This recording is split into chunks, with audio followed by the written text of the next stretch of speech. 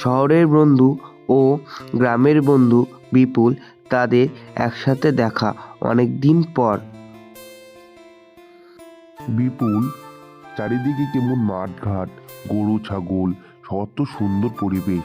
আমি তো ভেবেছিলাম এগুলো শুধু ছবিতেই দেখা।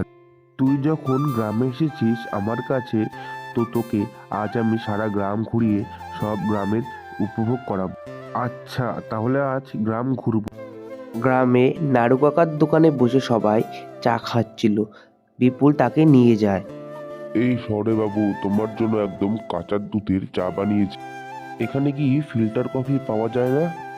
হা হা হা, ফিল্টার কফি? তুই শুধু চা খা আর দেখ তোর ফিল্টার কফি আর চায়ের মধ্যে তফাৎটা। দুই বন্ধু চা খেয়ে গ্রামের দিকে হাঁটতে থাকে। তারা হাঁটতে হাঁটতে একটি মাঠে একটি কৃষককে দেখতে পায়। তারা তখন তাকে দেখে অবাক হয়ে যায়। সরয়বাবু ভাবছিল, এত খাটনি কি করে করে তারা। আরে রবেন কাকা, এবার তোমার ফসল কেমন হলো? চলছে রে বিপুল, পরিশ্রম করছি, যা দিচ্ছে ভগবান তা নিয়েই খুশি। তোমরা এত পরিশ্রম করো সেটা দেখে আমার ভয় লাগছে।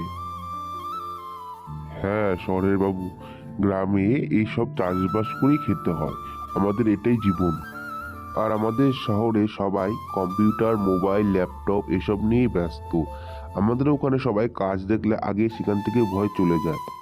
হ্যাঁ, শহরের পরিবেশে ওভাবেই চলে, কিন্তু গ্রামের ব্যাপারটা অন্যরকম। তারপর তারা কৃষকের সাথে কথা বলে চলে যায় এবং গ্রাম ঘুরে ঘুরে তারা গ্রাম উপভোগ করতে থাকে।